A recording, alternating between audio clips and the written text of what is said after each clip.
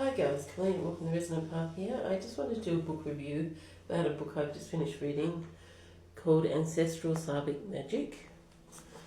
Transcend Family Patterns and Empower Ancestral Connections, and is by Natasha Helbin, Helvin. So I'll do what I always do, I'll read the blurb at the back, then I'll tell you what I thought of it. Raised in the Soviet Union, where she grew up steeped in ancient Slavic magical traditions, occultist and hereditary witch Natasha Helbin reveals not only how you are continually and powerfully influenced by your ancestors, but also how you can open the door to your ancestral connections in order to know who you truly are and change the course of your destiny. Helbin examines ancestor worship in southern Europe and western Russia and the way it shaped their indigenous magical and spiritual practices. She explains how energy flows in a familial context and how strengths and dysfunctions are passed from one generation to the next for centuries. She shares time-honoured rituals and spells to help you recognise these ancestral patterns and influences, make changes in the harmful ones, and harness your familial strengths to direct your destiny. Looking at both Slavic pagan and Eastern Orthodox traditions concerning the dead, the author also examines ancient Slavic burial and funeral customs. She reveals how these burial rites became incorporated into rural witchcraft practices, and explains traditional Slavic ideas of on death and the afterlife, the soul, the spiritual power of colours, and magical objects. As an initiate in Haitian voodoo, Helbin also looks at the many parallels between voodoo and folk magic and the ancestor worship of the Slavic tradition, showing that in both traditions forging a stronger connection to your ancestors can lead you to increased power and understanding in life. Natasha Helbin is an occultist, hereditary witch, and priestess in the Haitian voodoo tradition, as well as an avid scholar of other magical traditions.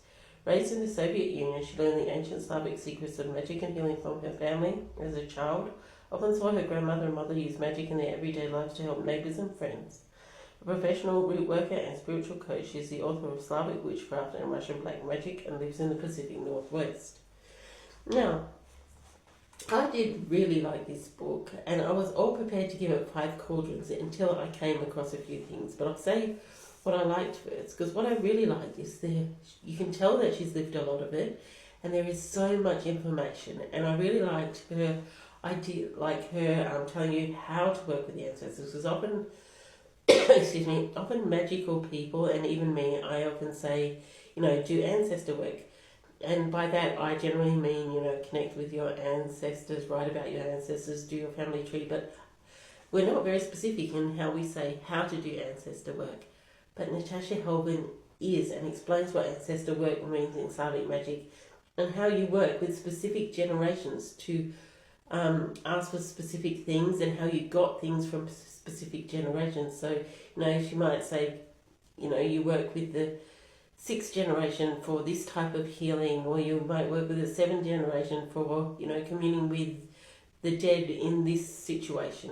Like the very specific, like in Slavic magic, after I read this, I realised they're very specific about which generation of ancestors you worship and call upon in different situations and for different reasons, for healing or for prosperity or for whatever you call in a different generation. So that was excellent, and that's my favourite chapter in this, which is chapter 5, 7 Generations of Contact.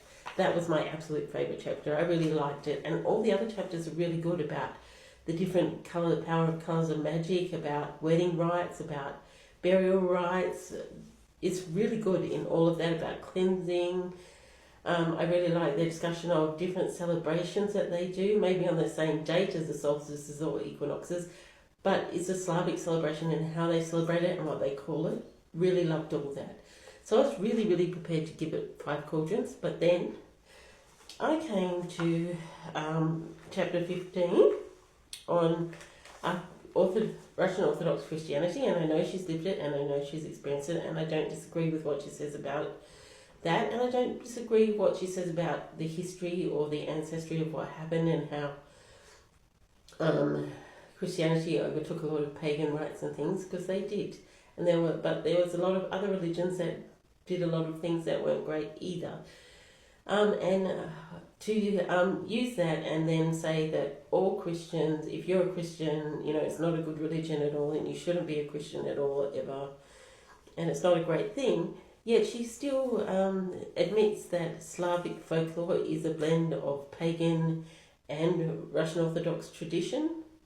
And she still says Haitian voodoo is a blend of African tribal spirituality plus Christianity, and she's an initiate into both. She does both sorts of things, and she's really, really judgmental and harsh, even about the Christians of today. And you know how I feel about judgment and harshness. And the other thing I didn't like was she was judgmental of the way some people who are pagans or Christians do their practice their magic. Like, for example, this one that says the path is passed to you by your clan or your family, but people who practice and do not know what stands behind them are like empty shells. I often like to refer to them as a broken pot. You can glue the pieces back together, but the pot will never be the same. Those people have to go back to the beginning and start over. People who run from one tradition to another, collecting initiations, trying to find the strongest magic, or ignore the fact that they already have the power within them. Now, I don't disagree about that power within them bit, but I think, as I said, faith is a very personal thing, and you do whatever resonates within your soul, and I don't think you should judge what others do. And I also find it interesting in this that just before she said that, she said that I don't care if other people judge me, I'm not worried about other people's judgments, because faith is about being true to yourself. Faith is about knowing who you are for yourself. And I was like, well, you can't have it both ways, really. You either don't judge people for their faith unless they're physically hurting or bullying or doing something awful to you, then you don't judge other people for that. And yet you're saying you don't like when other people judge you. You say it doesn't worry you, but people shouldn't judge. But then you're judging other people for the way they act. So honestly, that was the only things that put me off. Those little bits of sort of what I see as a bit, both a bit of judgment and hypocrisy in it, and the really, really harsh judgment of Christians. And I can understand that in a way, as in, they've taken over certain things, but so have some other religions. And I don't think we need to be so harsh in the modern day all the time. Okay, it happened back then, and we can acknowledge and honour and understand it happened back then, so it does not happen today. But then, we can accept that, not every Christian today is the same. My parents are Roman Catholic, and they know how I worship and what I worship, and they love me and they love other people. They love people of all religions and everybody. So, not everyone's the same, so let's not judge everybody with the same harsh brush. But I really did like all the information in this book. It is really, really well researched, and you can see a lot of it is lived experience in the Haitian voodoo and the Slavic tradition and custom, and even in the Russian Orthodoxy, you can see how a lot of it is lived experience. So I really liked it for that reason.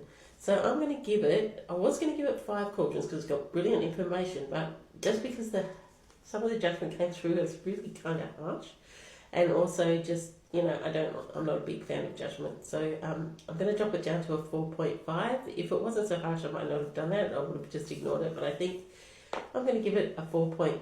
So this is 4.5 cauldrons, but it was really good for the information. And that's Ancestral Slavic Magic by Natasha Helbin. Okay, well, I hope you have a glorious day and do whatever resonates within your soul. Bye now.